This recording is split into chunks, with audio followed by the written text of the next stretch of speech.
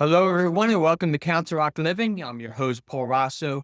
Council Rock Living is a community podcast that introduces you to the people, organizations, businesses, and stories that help make the Council Rock area such a wonderful place to live. My hope is that each episode helps you discover someone new, learn something interesting, and feel even more connected to your community. Today, I'm joined by Kathi Knight from the Friends of Tyler State Park. Tyler State Park, as you know, is one of Bucks County's true treasures. Today, we're going to learn more about the Friends organization, the important work they do to support the park, and why this special place continues to enrich the lives of so many people throughout our community. Kathy, thank you for joining me today. Oh, it's my pleasure. Thank you. Sure. So, Kathy, tell us a little bit about yourself and how you got involved with the Friends of Tyler State Park. Sure. I'm a professor of environmental science and ecology at Bucks County Community College, so right there in Newtown. And teaching environmental science and ecology, having a state park in your backyard, the backyard of the college, provided a living laboratory for my classes. Sure. So for gosh, it's gonna be 28 years. It's hard to believe, but for 28 years, I've been teaching at the college and utilizing the resources of the park as a living laboratory. And as such, I just developed, a close relationship with the park manager, the personnel, the environmental educator at the park, Bonnie Tobin. And when Tyler State Park was thinking about forming a friends group, and I'll Okay. tell you a little bit about that in a moment. Sure. Phil, at the park manager, Phil asked if I would be interested in serving as one of the educators because there's a number of them, and serving on the board of the board of directors, and I was happy to do so. So that's how I got involved, and the friends group, as we call ourselves, has been in existence for, I guess it's about 2 years right now. We're probably on our second anniversary. So that's where I fit in, Okay. and we've got a group of diverse board members that bring different perspectives to the Okay. table. Great. What's the mission of the Friends group? Okay, so the Friends Group is a chapter of what's called Pennsylvania Parks and Forests Foundation, which is, a long name. So it's just called, the government, everything is an acronym, PPFF for short. So Okay. our mission is aligned pretty much with theirs. And to make it more concise, it is to promote stewardship through recreation, through volunteerism, through education. So a Okay. stewardship of the park, of the natural resource. Okay. And how does that play out? Can you give us some examples of that? Sure. So we have different committees, and I'm on the events committee as an example. So one of the things that we do is sponsor different events. And we're hoping to build one of the things we're hoping to do is to really just build community. So Okay. we have a monthly hike.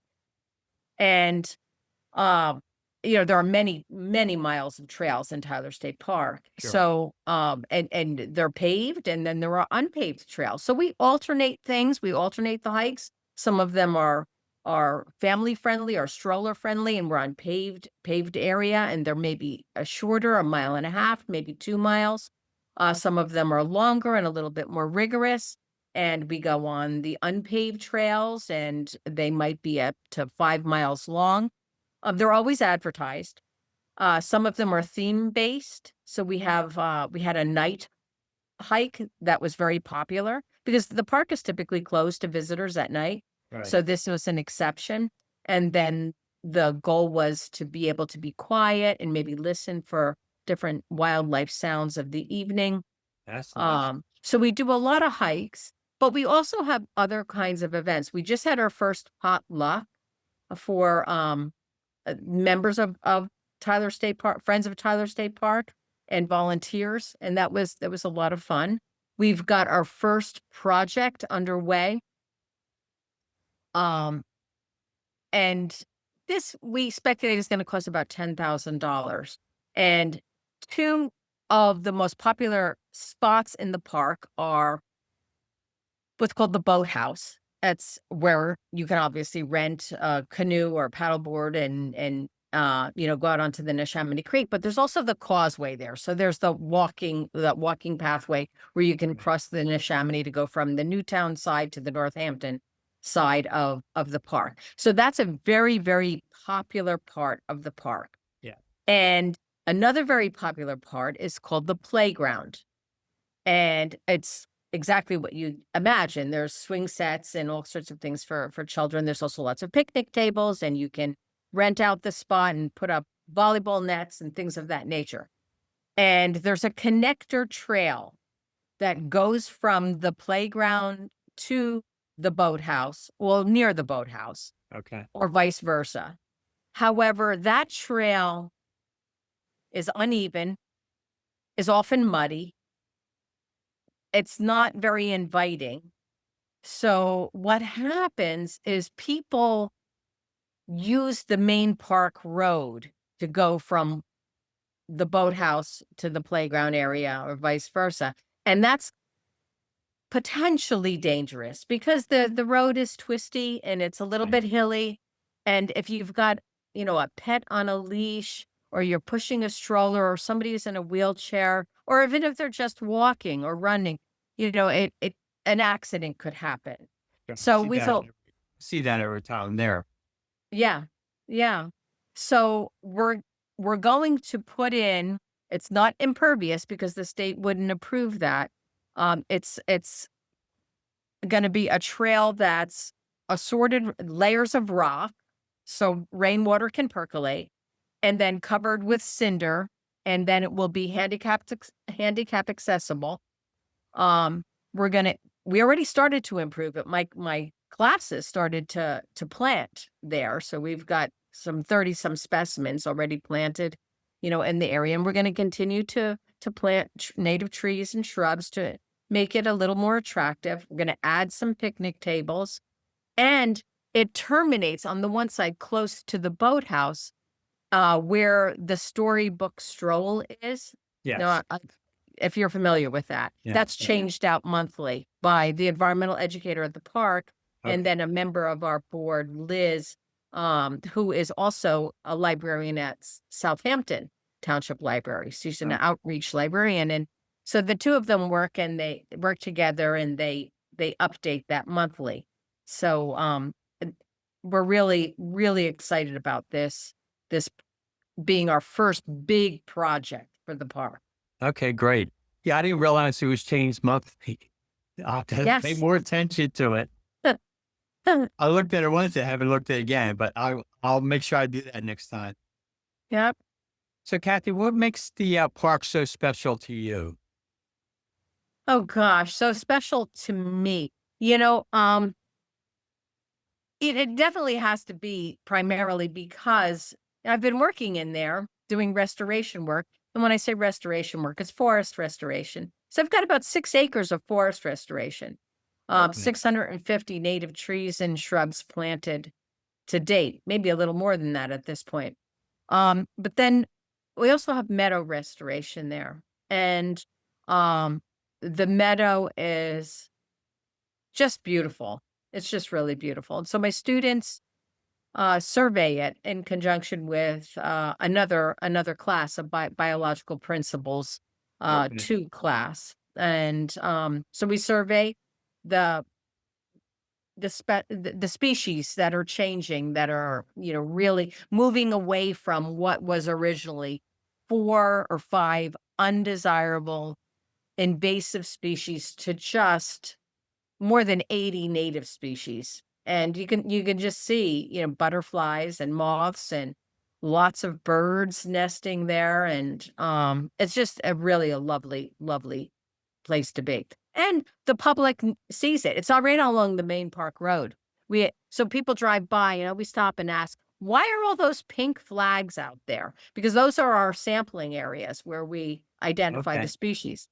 So I've been people do. wondering myself. Pardon me? I've been wondering about those flags That myself. Yeah, I know. Yeah, they're the lines of flags. Those are Okay. called quadrats or sampling areas. We run a transect line using a compass and a tape measure, and they're set up at the same exact spot every year. And then to stay a meadow habitat, it has to be mowed once a year. Okay. Historically, meadows would be found like in the Midwest. Think of a prairie, a meadow, a grassland. So Right. you would have had fire or buffalo. Well, you know, we can have fire and we don't have any buffalo around. So we have to mimic that. Okay. So the mimicking that is that it gets mowed in late winter, late winter, very not I don't even want to say early spring. Late winter is the best time Okay. to do it. Right. And that prevents trees from then taking over. Okay. Excellent. And do you have a favorite season at the park? Oh, definitely the summer. Right about now, and that meadow is just really, coming to life. Of course, in the fall, all our forest restoration, it just looks beautiful, and I've, got pictures of the trees that we've planted, from day one to present day. And of course, they're just a black gum tree, in fall is just such a beautiful color. But yeah, summer for sure. Okay. Excellent. And for someone who hasn't been at the park yet, what do you think they'd be most surprised about? I think that most people don't realize there's a covered bridge. And that is my besides the meadow, which is on the main park road, the Right. covered bridge is a favorite area of Sure. myself and many people. That's where a lot of the equestrian folks park and they take their horses down through there. Right. Um I like that area because it's got such historical significance that that it's now paved, the covered bridge trail, Right. but that roadway was back in the day the only way to go from Northampton Township to Newtown Township. So there's historical significance. Um, the Solly Farm, which is still a working family farm over in Northampton, they began their farming right there. Their house Okay. still stands, the Solly House, as Yes. it's known. That's along that trail, and that has historical significance to the college because George and Stella Elkins Tyler, their first summer home in Newtown was that Solly House. Okay. And they I didn't stayed know there that. until they stayed there until Stella decided where Tyler Mansion would be built. And of course, at that time, it wasn't called Tyler Mansion, it was Indian Council Rock. Okay. My wife and I just took the trail from the walkway up to the cover bridge for the first time.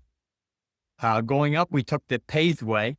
Coming Okay. back, we took the unpaved way, and found out that that's the path that a lot of horses they call. So, Yeah, yes, they do. You have to watch where you step. yes, Yes. but it was interesting because most of the time we were along the waterways. That was uh, that was good because usually I drive up there to the cover bridge area. And Mhm. we were out for a Sunday walk and thought this might be a good way to do our walk that Sunday. It was nice to make that walk and to see the cover bridge at the end. Yes, and that unpaved trail, that's, part of the Red Trail, I believe, and it's pretty along the Definitely. Neshaminy Creek, it really is lovely, and Yeah. that's one of the monthly hikes that we do is we often include part of that as, the hike when we're doing unpaved trail. Okay. And do you have a favorite story or memorable experience that captures the park? Oh gosh, a favorite story, I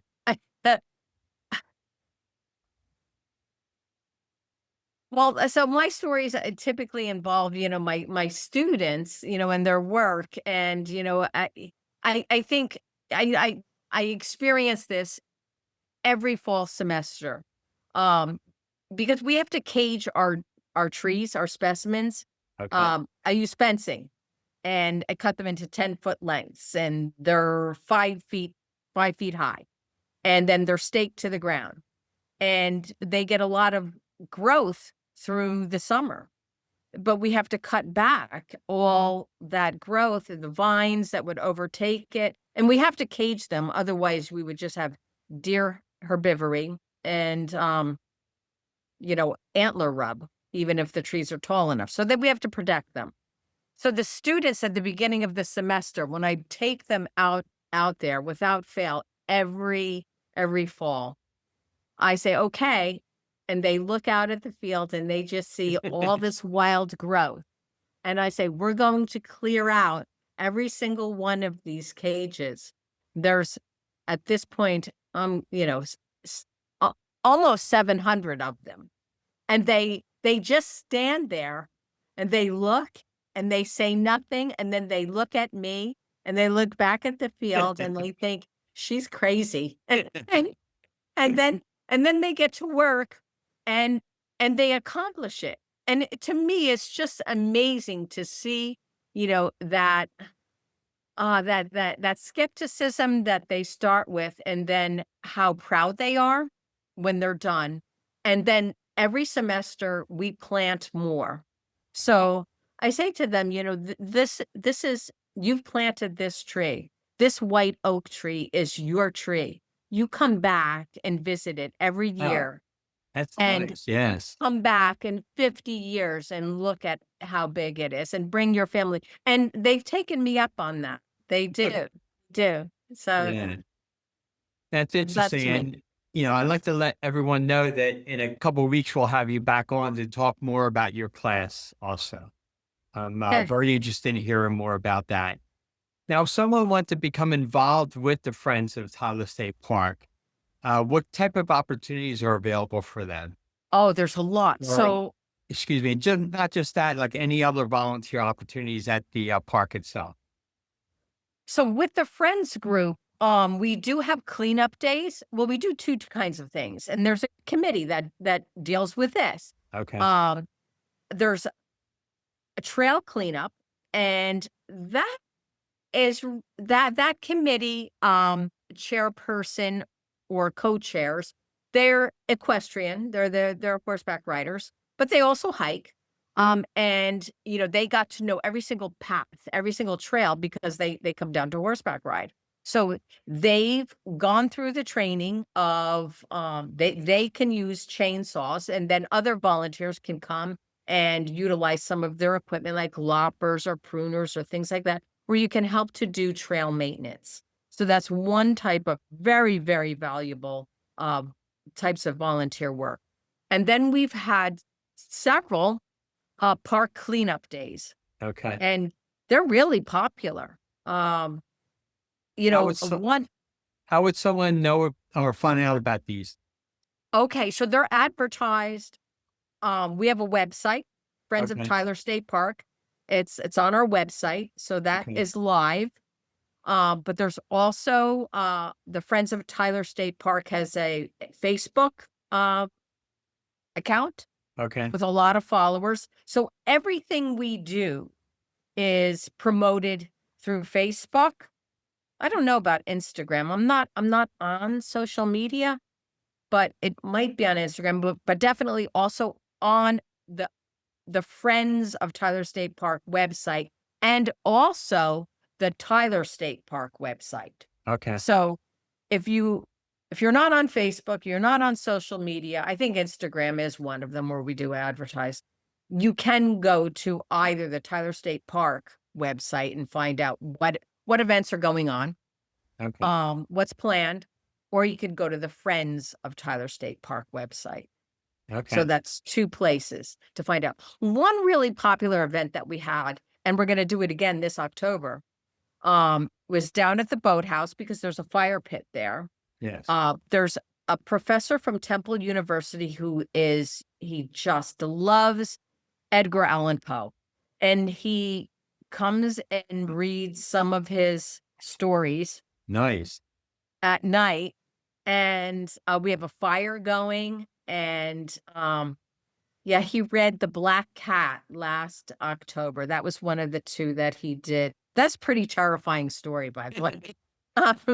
But there was a coyote howling in the background. I mean, it was perfect time.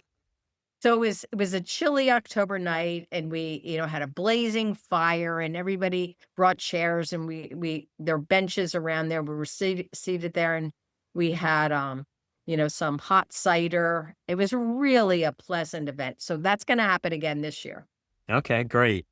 And looking ahead, you mentioned about the pathway going from the playground to the boathouse there. Is there anything else that you're excited about the future of Tyler State Park that you're aware of at this point?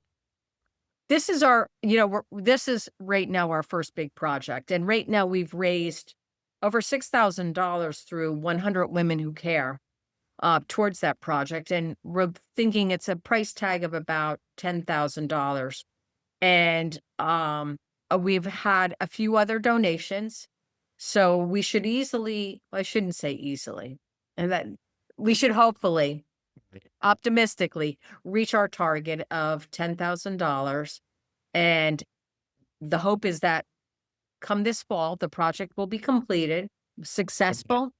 And then we'll think about, okay, what's the next big thing for the park? What could they, use? Because, Tyler State Park is, I believe, the 7th most visited park in the state park system of all of Pennsylvania. Hmm. And Interesting. funding from the state is not necessarily commensurate with visitation. Funding is somewhat connected to the revenue that the park brings in. And so our sources of revenue at Tyler State Park are the boathouse, so the boat rental. Um, Bucks County historically has been very agrarian. So you've noticed, I'm sure if you've visited Tyler State Park, there are lots of agriculturally leased fields. So that's a source of revenue. But really, other than that, like we don't have a lake like Lake Nockamixon with boat slips and things Right. of that, or cabins that you can rent, Yeah, or camping sites. camping. So I've been to a few state parks with that camping when I was younger. those parks that bring in higher revenue get more funding. Okay. I guess the idea is, well, gee, they have a lot, they bring in revenue, so we have to, keep up with, it looking perfect.